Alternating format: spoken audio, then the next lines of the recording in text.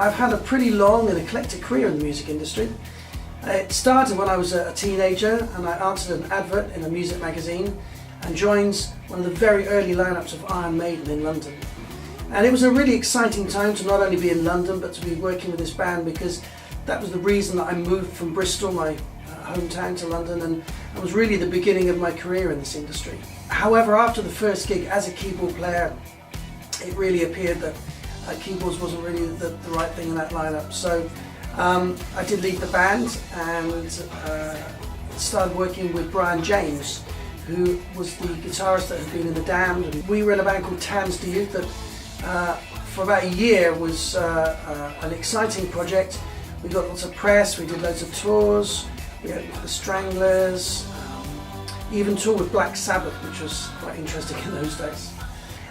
In about 1982-83, I got a record deal for a band that I put together called Radio Java, and we had an airplay Christmas hit around 93-94 with a song called Fool. Oh, you fool, you'll never see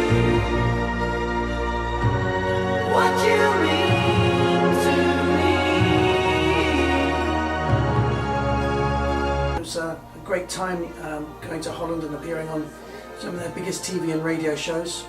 And then later in the 80s I joined the band Cutting Crew as keyboard player, and that was really an astonishingly exciting part of the 80s for me.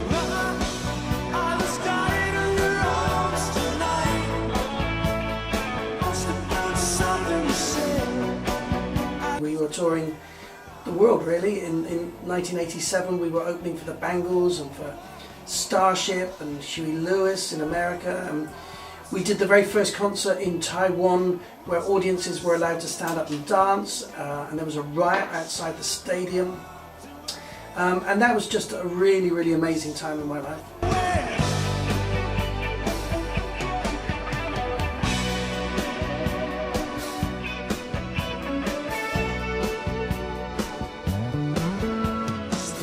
And then towards the end of the 80s, after I'd left Cutting Crew, I started working with an artist called Marie-Claire Duvaldo, a singer and songwriter from Argentina. She eventually had a massive hit with a song called The Rhythm is Magic.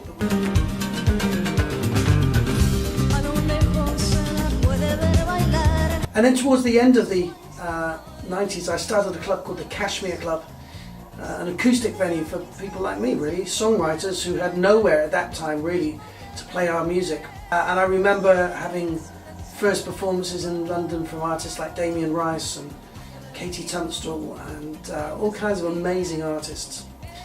Then in the early 2000s I took over running all the music at the Bedford in Balham, where over 15 years now we've created an amazing stage, finding artists like Paolo Nutini or James Morrison and James Bay and even Ed Sheeran to be able to be seen and heard at their very, very best. But through all of this, of course, I've been writing and working on music, and for the last 5 years or so I've been working with an artist called Ilona, writing with her and producing tracks and touring around the world, and that's been a fantastic project for both of us.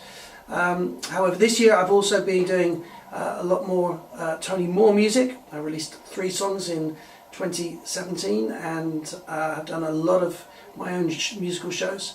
And I'm really excited that the music industry always has one thing at the very centre that never changes, which is that audiences want to be entertained and performers will go out and do shows. And when you put the two together, some magic happens. So I will be continuing to write and to tour and to work in music, but doing the thing that I love best really, which is writing, singing, recording and performing.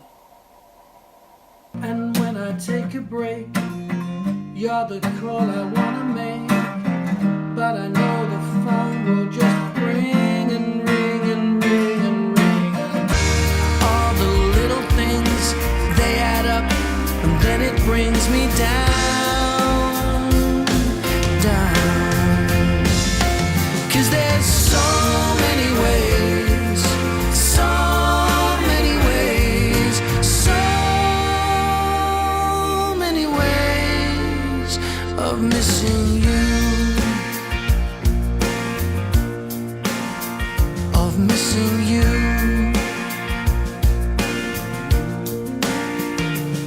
soon.